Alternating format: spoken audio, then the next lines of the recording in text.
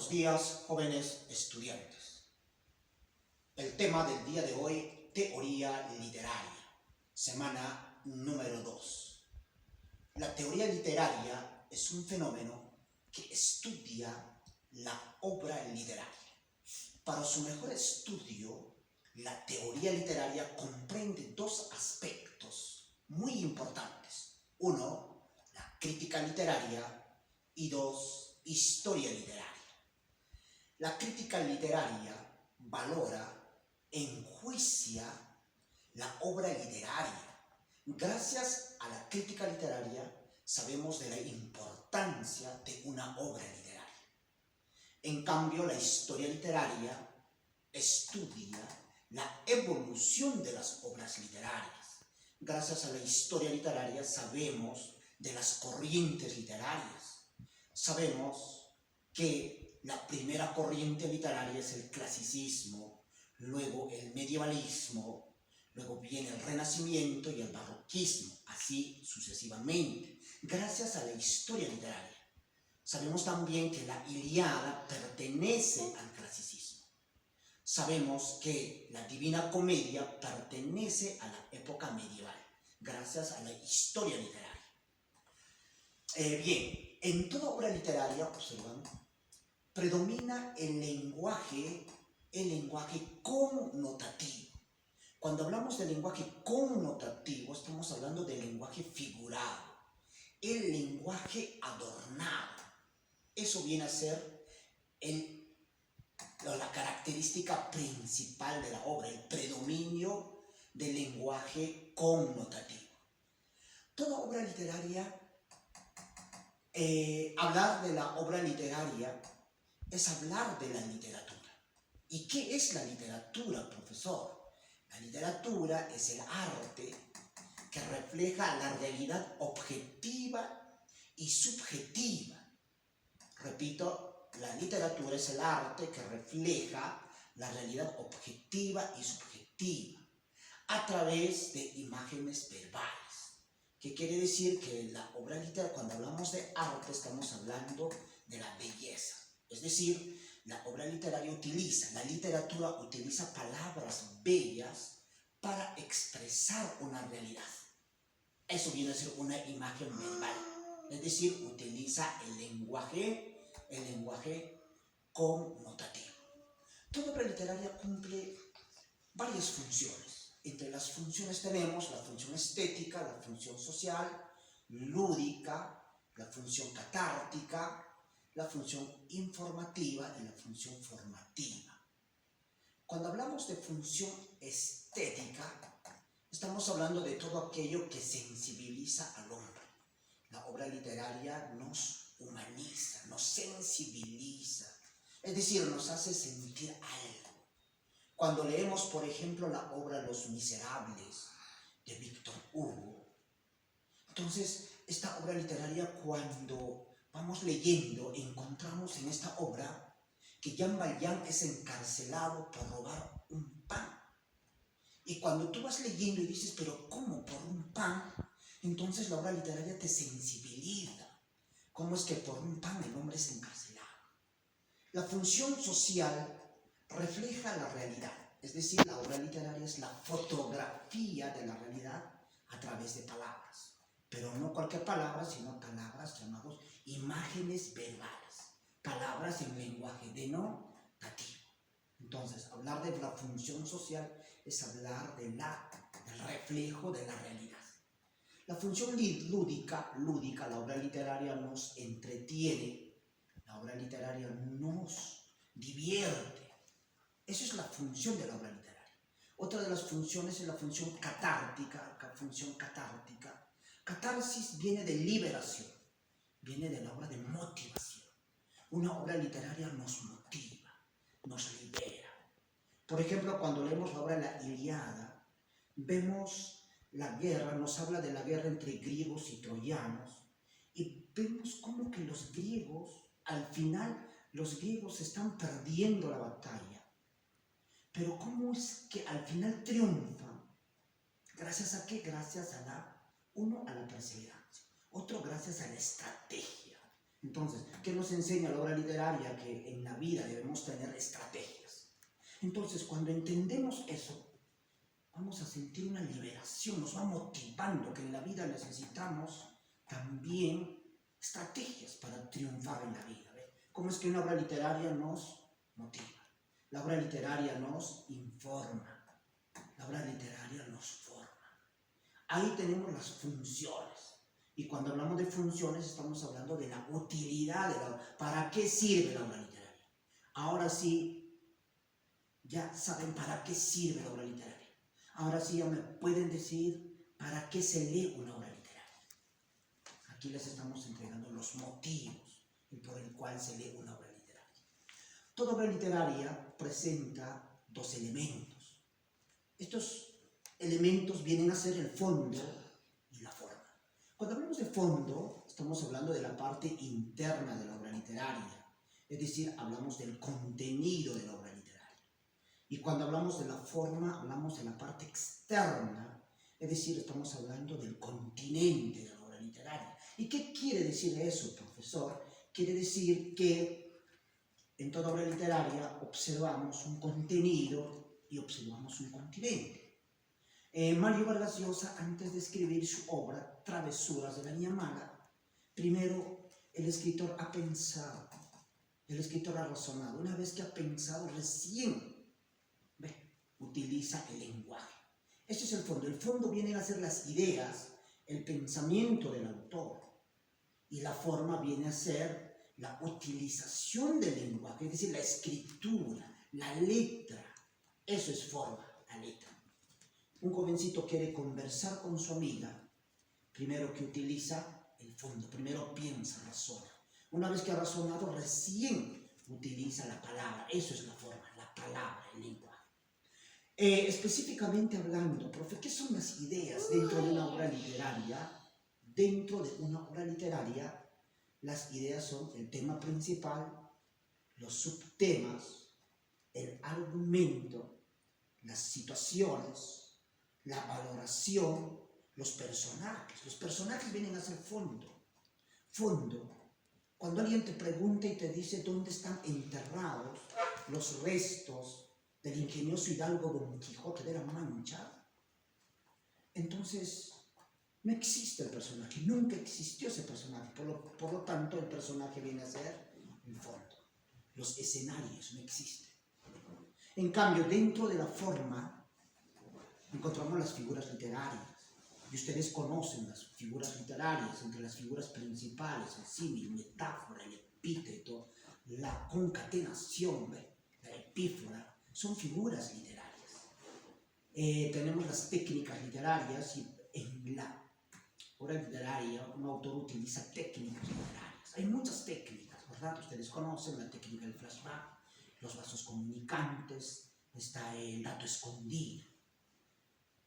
Podemos encontrar también el monólogo, una de las técnicas que se utiliza bastante actualmente en la literatura contemporánea. Tenemos por acá los géneros literarios, tenemos las especies literarias, dentro de la forma también está la estructura literaria. Ahí entonces tenemos y sabemos ahora que la obra literaria está formada por dos elementos, el fondo y la forma. Ahora vamos a ver la segunda parte que viene a ser los géneros literarios. Muy bien, jóvenes estudiantes. Continuando con el tema de teoría literaria, vamos a desarrollar los géneros literarios. Cuando hablamos de géneros literarios, estamos hablando de las características generales de una obra literaria, de ahí la palabra géneros, características generales. Y cuando hablamos de especies literarias, estamos hablando de las características específicas de una obra literaria. Dentro de la obra literaria existen tres géneros literarios. Observen aquí el género lírico, el género épico o narrativo, el género dramático. ¿Ve? Solo existen tres géneros. ¿Estamos? El épico y el narrativo son lo mismo, el género dramático y por acá el género lírico.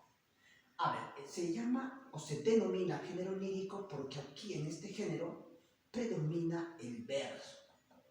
Ustedes saben que es un verso. Cuando leemos un poema, por ejemplo, los poemas se caracterizan porque están escritos en verso. Esa es una de las características de la poesía, por ejemplo, el verso. Y cuando hablamos de verso, estamos hablando del aspecto subjetivo del otro. ¿Por qué? Porque ahí está predominio del yo poético, el poeta como personaje principal del poema, como personaje principal de la obra. En cambio, el género épico y narrativo está escrito en prosa. Y cuando hablamos de prosa, estamos hablando del aspecto objetivo de la obra literaria. El mismo hecho de ser la obra literaria, de estar escrito en prosa, viene a ser la objetividad. ¿Por qué, profe, objetivo? Porque participan personajes, podemos encontrar escenarios dentro de la obra literaria. En cambio, el género dramático, mira, si el lírico está escrito en verso, el épico y narrativo está escrito en prosa, el dramático es la combinación de ambos. La obra dramática o la obra dramática está escrita tanto en verso como en prosa, cuya característica principal es el diálogo. Ustedes han leído obras literarias, por ejemplo, dentro del género dramático tenemos Romeo y Julieta, utiliza bastante el diálogo. Tenemos la obra Hamlet, la obra Otelo, que desarrolla los celos, el tema central, los celos. Tenemos Edipo Rey dentro del género dramático. Dentro del género épico y narrativo vamos a encontrar muchas obras literarias, empezando desde la Ilíada. Tenemos la obra La Divina Comedia. En narrativo podemos encontrar la obra Crimen y Castigo de Fedor Dostoyevsky. Tenemos la obra en el género narrativo El extranjero de Albert Camus. En cambio, en el género lírico son poesías. Uno de los grandes poetas más conocidos, Pablo Neruda, con su obra Residencia en la Tierra. Otra de sus obras que él tiene es Canto General. Esos son versos. Entonces, y dentro, acá está, aquí, lo que queremos enfatizar es aquí. ¿Cuál es la diferencia, profe? Tú me dices que el épico y el narrativo son lo mismo porque están escritos en prosa y es objetivo. ¿Dónde está la diferencia? La diferencia está en que el género épico es un género antiguo y el narrativo es un género actual. Por ejemplo, si leemos la obra La Odisea, es un género épico. ¿Por qué? Porque es antiguo. Si leemos la obra El poema del mío Cid, es un género épico. ¿Por qué? Porque es antiguo. El épico narra hazañas guerreras, hazañas de héroes, de dioses. ¿Ve? En cambio, el narrativo es un género actual que desarrolla temas contemporáneos, donde ya no existen hazañas guerreras, ya no existen héroes, no existen dioses. Existen temas muy, muy contemporáneos, temas vanguardistas, temas actuales, como por ejemplo tenemos la obra La ciudad y los perros de Mario Vargas Llosa, tenemos la obra 100 años de soledad de Gabriel García Márquez. Son obras actuales, donde no encontramos dioses, no encontramos guerreros. Encuentran la diferencia entre el épico y el narrativo. Entonces, reitero, el épico es un género muy antiguo y el narrativo es un género actual. ¿Ya? Ahora, ¿cuáles son las especies? Vamos a ver antes, profe, entonces antes. Otra diferencia entre el épico y el narrativo es las especies. El épico tiene sus propias especies, observen aquí, ¿ve? Y el narrativo también tiene sus propias especies literarias. ¿Cuáles son las especies del épico? Las especies del épico son la epopeya, el cantar de gesta, el poema épico.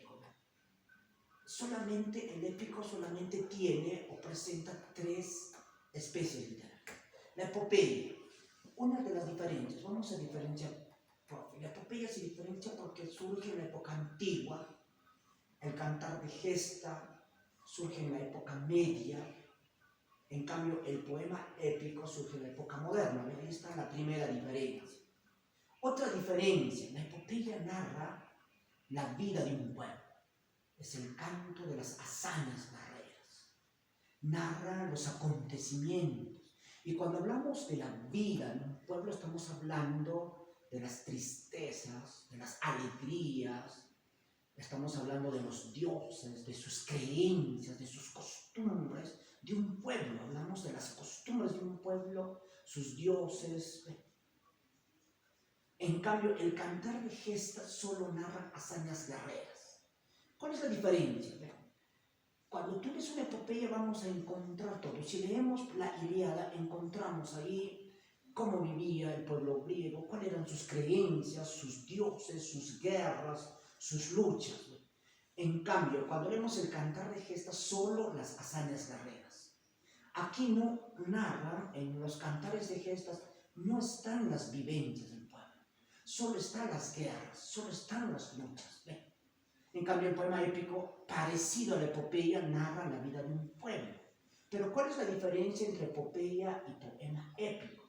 La diferencia está que la epopeya es amplio, porque ambos narran la vida de un pueblo. Si te das cuenta, narra la vida de un pueblo y narra la vida de un pueblo. ¿Dónde está la diferencia? La diferencia está en que la epopeya es amplia. Si leemos la Ilíada, si leemos el Ramayana, nos vamos a dar cuenta que son obras amplias, extensas. En cambio, el poema épico es breve. Utiliza más técnicas. O sea, el poema épico es más literario. Encontramos la diferencia, amplio y breve. Pero otra diferencia es que aquí es menos literario, digamos así, y más literario, o sea, más técnica literaria. Ahí tenemos entonces las especies del género épico. En cambio, el narrativo tiene sus propias especies. Observen, una de las principales especies está la novela.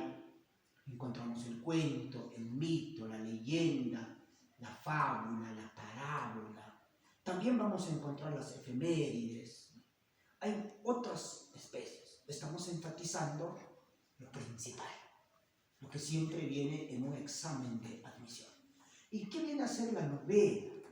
Las novelas son de carácter multifacético, dice en los textos. Es decir, la novela es amplia, donde hay muchos personajes y desarrolla varios temas.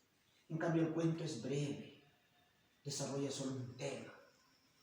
Otra diferencia puede estar también en la amplitud. Una novela consta de más de 100 páginas. Un cuento es breve, puede tener hasta 20 páginas. Hay cuentos que tienen 2 páginas o 3 páginas. Por ejemplo, si leemos Paco Yunque, de César Vallejo, es un cuento porque es breve. Tendrá pues 5 páginas, ¿verdad? Si leemos el cuento El Trompo, de José Díez Canseco, un cuento. El niño de Junto al Cielo, de Congrains, estamos hablando de un cuento, es breve. En cambio, hablar de una novela es amplio. Cuando hablamos de La muerte de Artemio Cruz, de Carlos Fuentes, es una novela. Rayuela es una novela porque es amplio, multifacético. Cuando hablamos del mito, estamos hablando del origen del mundo. Los mitos nos explican el origen de los cerdos, el origen de los puquiales, el origen ya del mundo, no, sobre todo, chicos, nos habla sobre la naturaleza. En cambio, una leyenda está relacionada con el hombre, el origen del hombre, las vivencias del hombre, las costumbres del hombre. Hablar de una fábula, la fábula nos narra o nos dan enseñanzas morales. En cambio, la parábola, enseñanzas religiosas. Pero ¿cuál es la diferencia central o la diferencia principal? Que en la fábula participan animales. Los animales son los protagonistas, los animales conversan, hablan. En cambio, en la parábola solo hay personajes, personas. ¿Ya? Entonces, y por ahí también vamos a encontrar otro tipo de especies. Dentro del género lírico vamos a encontrar también especies. La égloga son poemas de la vida pastoril. Vamos a encontrar, por ejemplo, la obra Églogas de Garcilaso de la Vega. Son poemas de la vida pastoril, los amoríos entre pastores. Tenemos el himno que viene a ser de carácter patriótico y sacro.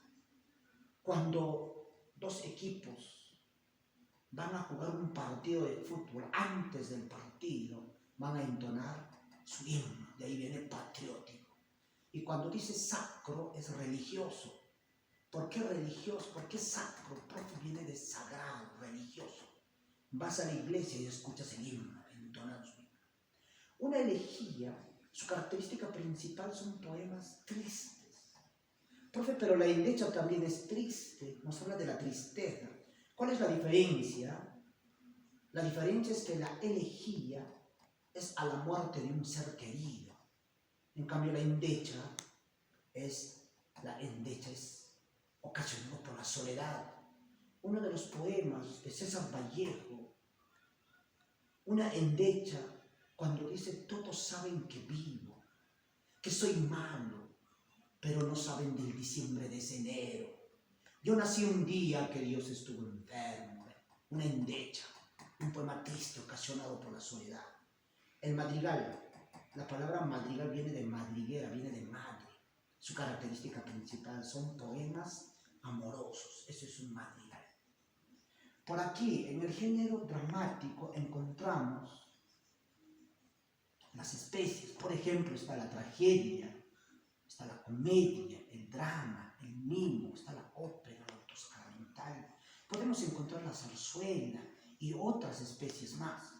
La tragedia es de carácter, su mismo nombre dice, trágico, es doloroso, donde los protagonistas mueren. Recuérdense de Romeo y Julieta, que cuánto lo han leído, ¿verdad? En tu colegio lo leías. Tenemos la obra Hamlet, tragedia, la obra Otelo, tragedia. Por ahí Edipo Rey, de Sófocles, una obra trágica donde los personajes mueren.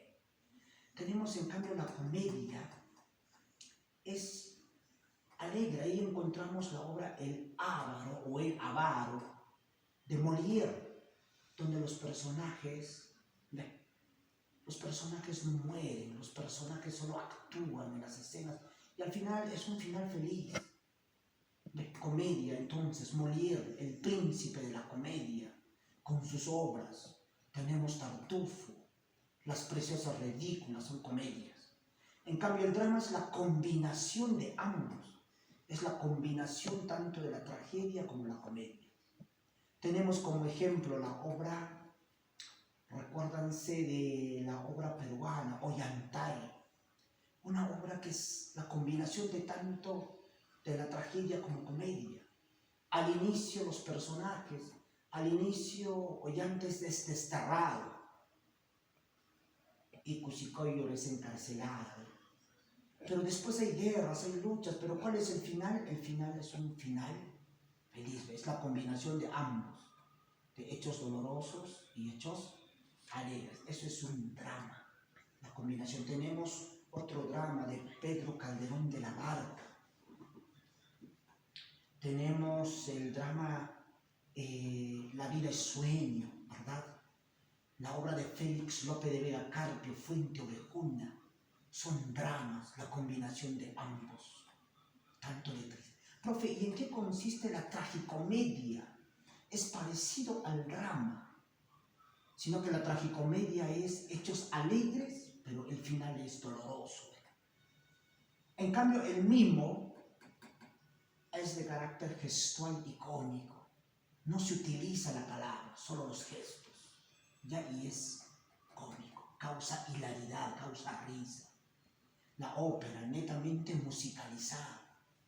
Y tenemos el autosacramental, que desarrolla temas religiosos. Cuando una obra literaria nos representa hechos religiosos, como por ejemplo El Gran Teatro del Mundo, de Pedro Calderón de la Barca, es un autosacramental porque ya va a es significar escenas religiosas. Ahí tenemos, en síntesis, chicos, ahí tenemos los géneros literarios. No se olviden que solamente existen 3 géneros literarios. ¿Ya? Vamos a finalizar con las claves. Nos ubicamos todos en nuestros libros, todos allí con sus libros. Chicos, les vamos a dar las claves del tema número 2 en el compendio, ya que se les ha entregado a ustedes al inicio del año, y está el compendio, miren, ¿no? Compendio, todos nos ubicamos en la página, todos ahí, en la página número 3. Desarrollamos la práctica del tema número 2. Ya, a ver, dice la pregunta número 1, por aquí, la pregunta número 1, ¿ya? Especies, dice, de carácter exaltativo y festivo, que tuvo su origen en Grecia con el poeta Píndaro, autor de odas. Su mismo nombre dice odas. Una oda es de carácter festivo, es de carácter, cuando 2 ejércitos peleaban, el ejército que ganaba, que entonaba una oda. Alternativa acá, letra C, el 1, C.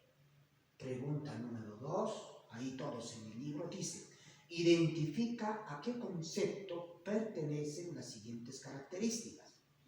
Transmite formas de vida y costumbres, es lúdica y comunicativa, sensibiliza al hombre. Acabamos de explicar quién sensibiliza al hombre, cuál es lúdica o quién era lúdica. Dice, está orientada a la formación de conciencia social, es catártica. ¿De quién estamos hablando? De la literatura. La C, número 2, ahí está, alternativa C, Cecilia. Pregunta número 3, dice, es una narración corta, que puede ser oral o escrita. Se caracteriza por el empleo de hechos imaginarios o reales, la escritura en prosa, la presencia de un reducido número de personajes. Cuando hablamos de la brevedad, estamos hablando del cuento. Ahí sería alternativa D. El número 3, alternativa D. Marca ahí en tu librito, marca, subraya, resalta, voy a resaltar.